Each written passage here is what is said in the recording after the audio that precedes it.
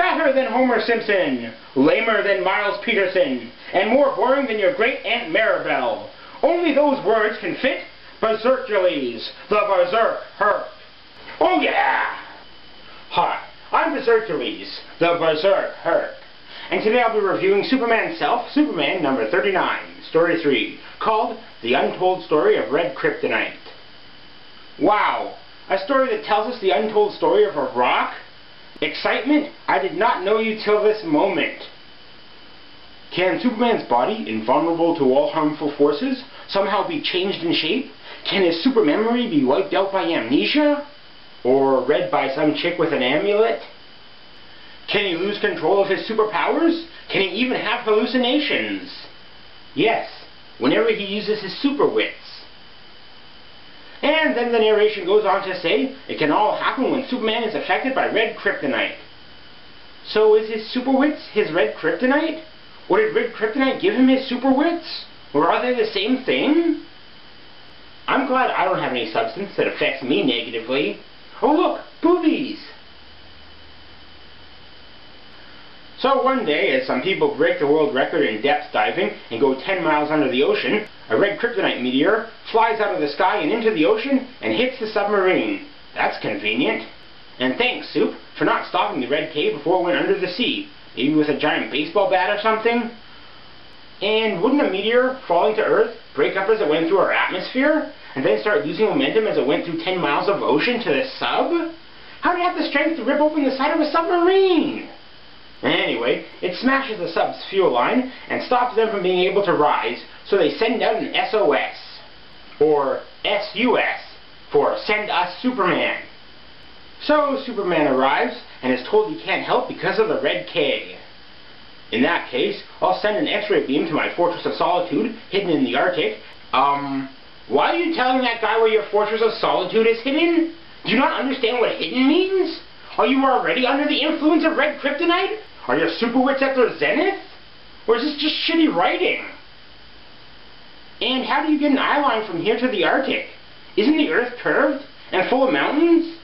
Did the writer of this comic not know the world was round? What the fuck? So Soup gets his Superman robots to come, and I wish I had robots that would come when I call them. Hey Bersercules robot, come wipe my bum! No, asshole. So Superman calls his robots and... Wait, what about using a metal suit to protect you from the rays? Like when you fought Titano? Oh yeah, it melted. Super wits. The water pressure 10 miles down is 20,000 pounds per square inch. The bathyscaphe has steel walls a foot thick to withstand it. But they don't look a foot thick in this picture. But my robot's outer steel is only 1 inch thick. Will he survive? But, what are you afraid? Can you not use your super intelligence to calculate if the robot will survive? What the fuck? And as the robot makes the dive down, it breaks up and dies. Soup, just use your super speed to build another one with thicker metal. Never mind, that would make sense. So instead, Soup decides to go down himself. Soup, your life is more important than the men in that sub. If you die, and then a giant meteorite comes to Earth, everyone could die if you're not there to save them. The world needs you. It doesn't need a bunch of guys in a submarine. Why not call in Krypto, your super dog, from space? Wait, Krypto lives in space? What the fuck? No, I'd be a coward to send my faithful dog to his doom. No, you wouldn't. If the red K affects him in a bad way, you could help him. If it affects you in a bad way, who's going to help you? Sending Krypto is less dangerous. Super wits. So as they continue super standing around and talking, Soup thinks to himself of how he also can't get Supergirl to help him. Why is he narrating that to himself? Does he super know he's in a comic book or something? And has to tell the audience why he's rejecting that idea? Jeepers! So then Soup goes under the sea again. Hey Soup, maybe try getting Lori Lamar's or Aquaman to get the red K. Anyway, so as Superman makes his way to the bottom of the ocean, slowly, he thinks to himself about the origins of kryptonite and how red kryptonite got made.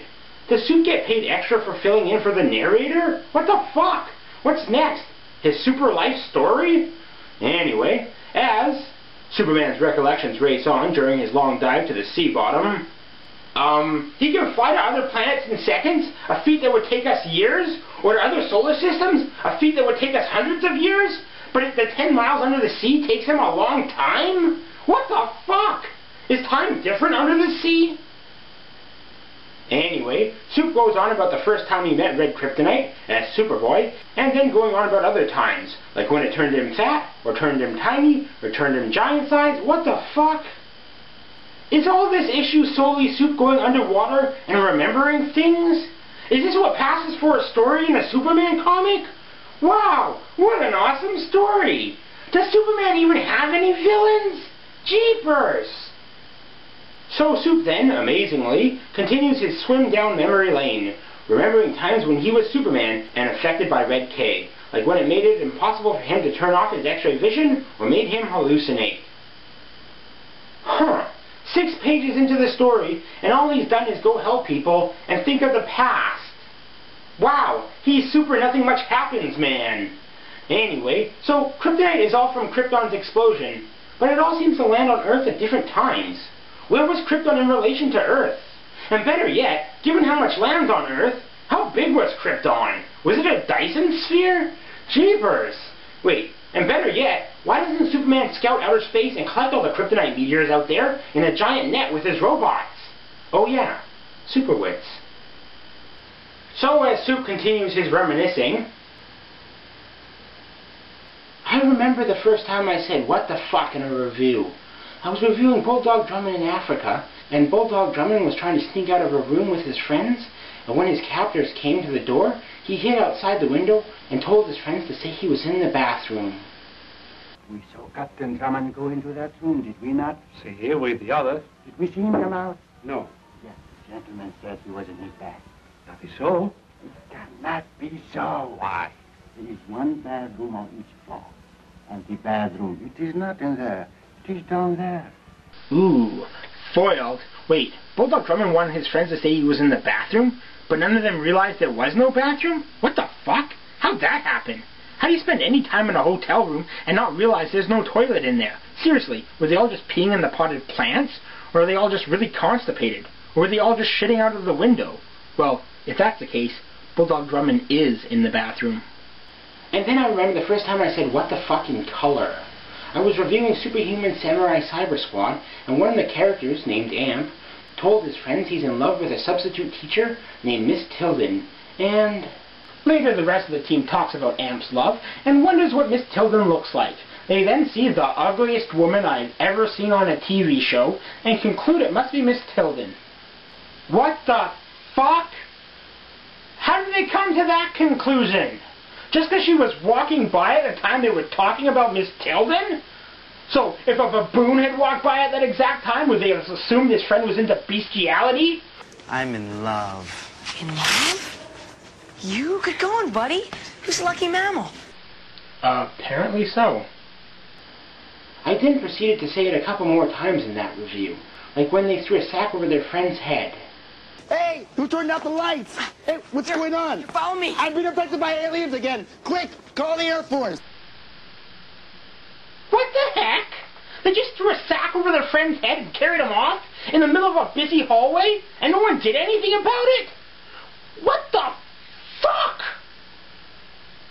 And then, again, So then we head over to their secret lair, you know, that one kid's parents' basement, as we see that Sam and Sydney are on the computer trying to figure out the problems the world has been having, as Amp is duct taped to a chair and Tanker is showing him pictures of conventionally attractive women in magazines to try to teach him about true beauty. What the fuck? Boy, do I love to swear. What the fuck? What the fuck? What the fuck? What the fuck? What the fuck? What the fuck? What the super fuck? So eventually, on page 7, with 2 pages left in the story, Superman finally shows up at his destination. Wow. Superman can sure super fill a story. But as Super arrives at the sub, the men tell him that their air is almost gone and they won't survive the trip up. So Superman rips out some fuel pipes that aren't a foot thick and should be crushed at that depth, and wow, that hole is an inch thick at best. How is it even close to a foot? Maybe Ant-Man's foot? Excuse me, Ant-Man is a Marvel character, and this is DC. So? So, you should say Atom instead. He's a DC character who is smaller. Anyway, taking the pipe, Superman goes about saving the submariners. Excuse me, the Submariner is a Marvel character. This is DC. You should say Aquaman. I said submariners, not submariner. Oh, whatever. Anyway, Superman then pushes the fuel pipe to the surface and punches the other end into the sub. Wait, the fuel pipe was able to go all 10 miles to the surface? How long is their fucking fuel pipe? What the fuck? Did they need 10 miles of piping in their sub? So Sup then takes the sub up as he's hit with red K rays. And who knows what he thinks on his return trip as the comic jumps to him leaving the boat with his task complete.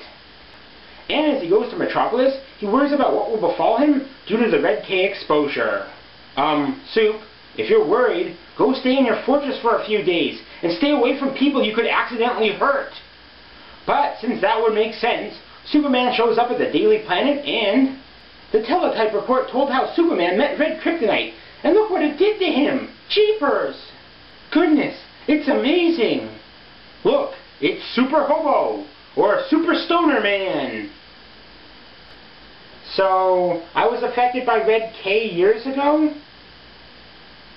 Anyway, Super Hippie Man then realizes what has befallen him, and tries to use his eye blast to trim his nails as Lois uses scissors to cut his hair. Even the full power of my X-ray vision can't, trim my invulnerable fingernails.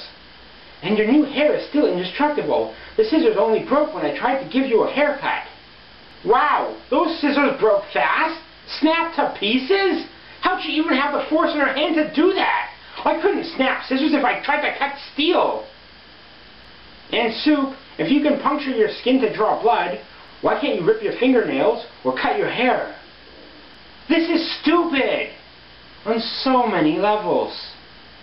If Clark Kent is Superman, he wouldn't dare show up with wild hair, a beard, and long fingernails, and if Clark fails to come soon, I'll know the truth. Haha.